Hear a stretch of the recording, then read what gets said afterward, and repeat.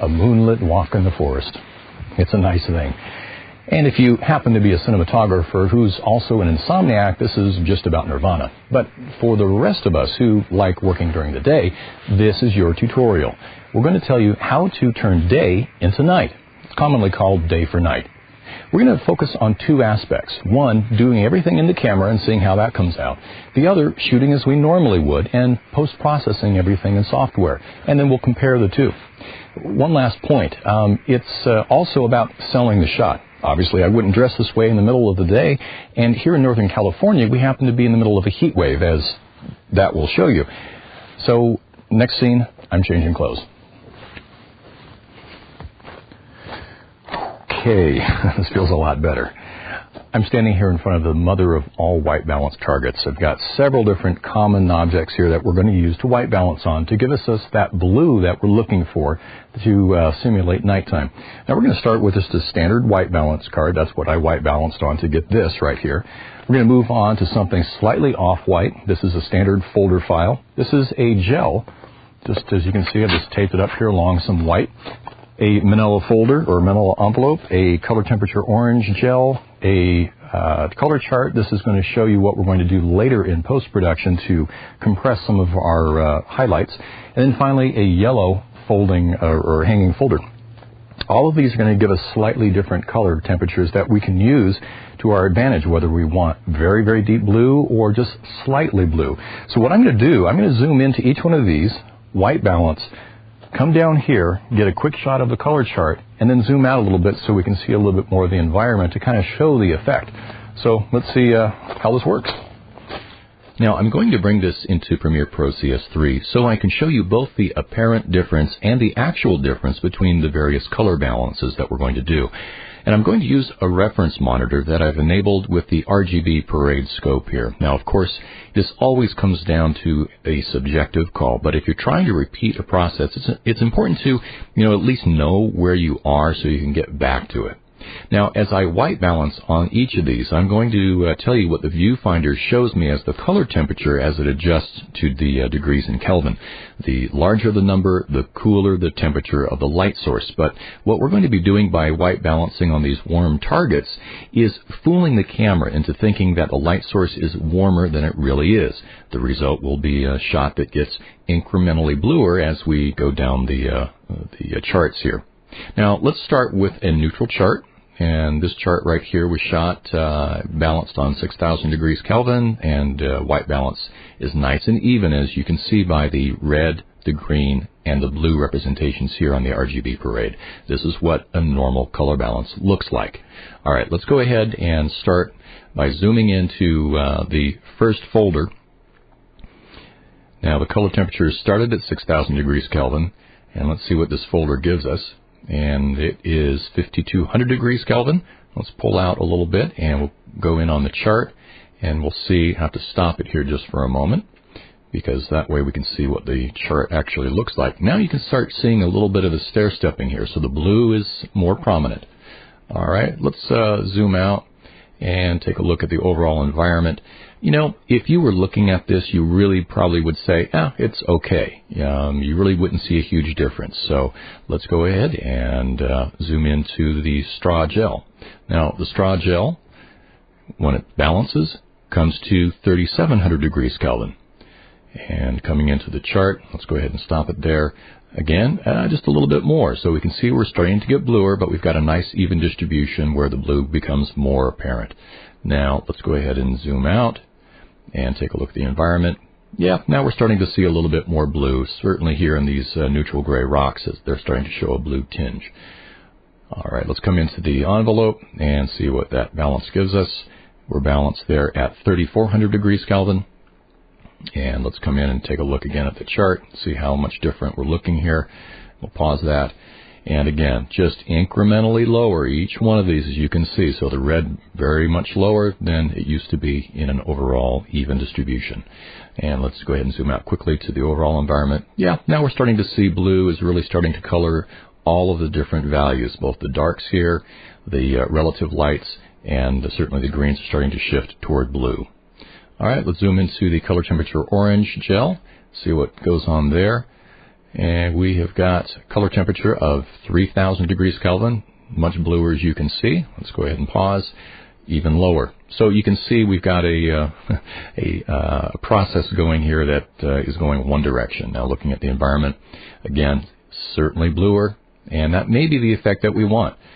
And we really won't know until we try the very last one. So let's come into the folder, and the folder gives us, when we are balanced on it, 3,000 degrees Kelvin. Now, what's interesting about the folder is you'll see, let's pause for a moment. Look at what happened here. Even though it would seem apparent that we would just get a cooler look overall, look how much red contribution there is to this. So it's clear that it really does matter what kind of white balance targets you use. Try to stick with the orange hues. If you shift towards yellow, you're going to get a lot more of the red contribution, and consequently, let's pull out a little bit here, we're going to have a lot more magenta in our look. See how these neutral gray rocks now look fairly magenta, not blue. So again, it really does make a difference what kind of target you use. Now let's put together the whole effect in camera real quickly. We're going to come down to the color temperature orange gel, and I'm going to get a little bit of that sun in here, so it should even make this whole thing cooler. Yep, I got 2300 Kelvin. I'm going to come over to the color chart, and I'm going to use this for my exposure value. Right now my iris is on auto. I'm going to switch over to manual and stop it down 2 stops. I'm right now at F8. I'm going to go to F11 and F16. So that should be in the ballpark. Let's come out and see what that looks like. Yep, everything's nice and dark. In fact, maybe just a touch. I'm going to bring it back a half stop, a little bit more. There we go. Now, let's take a look and see what it looks like when we have talent in the scene. So the idea is to make sure that you get a little bit of sun on your talent, because when you bring everything else down in exposure value, your faces is going to be so dark it's unrecognizable. And this whole thing is a fake. So we're just trying to make it at least a one that people can see. So this is how you do it. Get a patch of sun on your talent, color balance on your color temperature orange or something similar, and everything done in camera. Now let's compare that with how it looks like in software if we were to shoot normally. I'm going to use the video from our open as this sample. I shot this just as I would any other daytime scene shot in the afternoon. The key here, as it was in the all-in-camera day for night effect, is to get enough direct or reflected light on your subject so that when you darken the overall exposure, you still have a recognizable subject. Now, we're in a heavily wooded area, so it does pose some unique challenges of even finding light to reflect, but we were able to find a patch to reflect back on my face, as you can see here.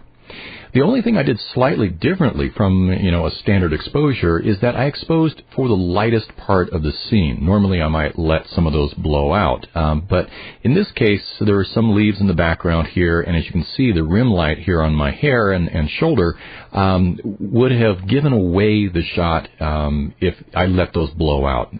In other words, you really haven't seen a shot during nighttime that blows out your highlights, so you don't want to do it here.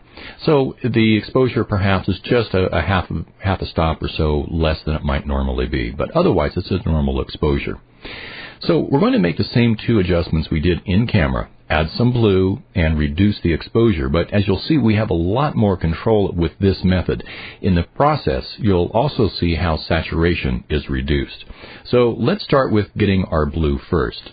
So I'm going to come down and find tint. There we go. And drag that onto our timeline. Now, there's a lot of different ways that you could get this effect.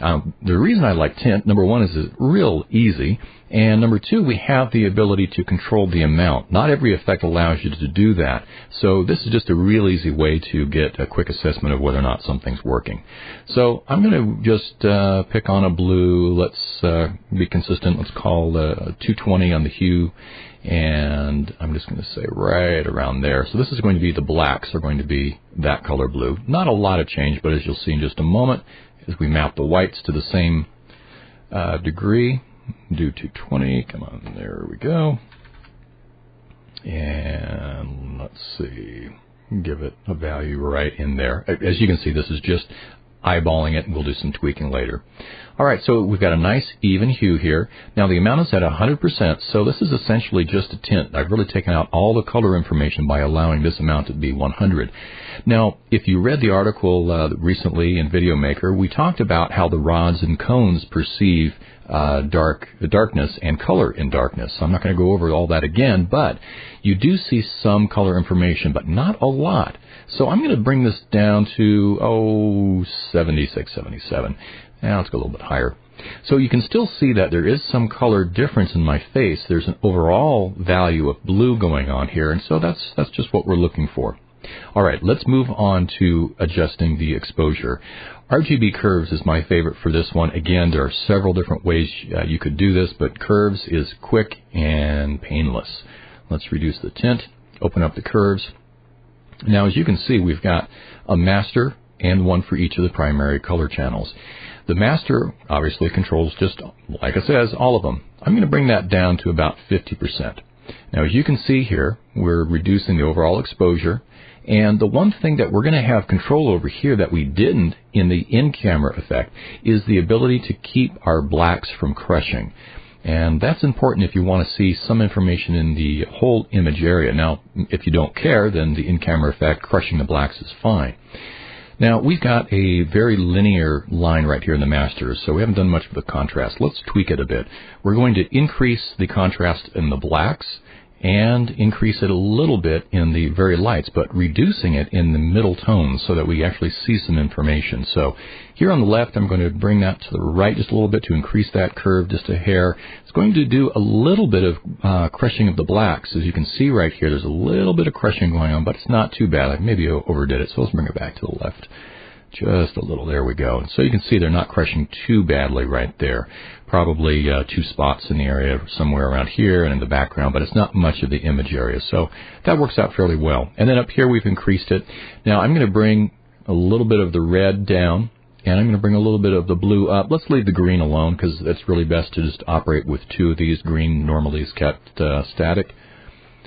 So there we go. We've got something that I think is fairly believable, but of course it's always up to you. Now, one last thing. If you did tint below the RGBs, we'll move it. You can see there is a real difference. See, we've got a bit more washed out here, so the order of your effects really does make a difference. We've got a nice value there. This is probably a very believable day for night shot. Finally, let's compare the in-camera shot with the one done in software. Now, of course, these are 2 different scenes, but I think the big thing to point out here is that we retain much more detail in the blacks in the one that we did just in software. It's pretty clear that this image here, as you can take a look at the crushed blacks all the way along the bottom in the in-camera versus the one where we did it all in software, you can see we still have some bottom room as opposed to headroom where our blacks could go. Now, we could even make this darker and only crush a few blacks and still have some detail. We can still see the texture in the trees and such, whereas here we really lose most of that information. Now, these are 2 different techniques, and they may be very, very applicable depending on what style is you're looking for. One further area of proof, I can compare the 2 charts. This is the normally exposed chart. This is the chart exposed for the day for night after we already brought the exposure down. Now, to make this a fair comparison, I'm going to take the identical effects that we put on this scene, just taking the tint and the RGB, copying those, and then I'm going to paste those right into this chart, which was exposed at the same normal rate. So as we can see, we still have a nice gradation. We're not crushing a lot of blacks, whereas here, even though, again, the framing isn't identical, but we can certainly compare like values here with that, and there really is no comparison. So, again, depending on the style that you're looking for, either one of these techniques may be valuable to you. Well, I hope you've enjoyed this tutorial, and good luck with turning day into night.